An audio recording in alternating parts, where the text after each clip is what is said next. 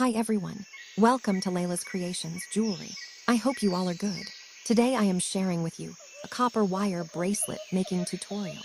For this project, I used 20 gauge bare copper wire for the base and 26 gauge copper wire for wrapping. It's going to be so exciting. Here I am showing you how to twist wire by hand and how it comes out. I hope you will enjoy the video. So don't skip any part of the video because I will show you every step gradually. So grab your tools and start making your own crafted wire wrapped bracelet. Think positive and be creative together. Have a nice day. Thank you.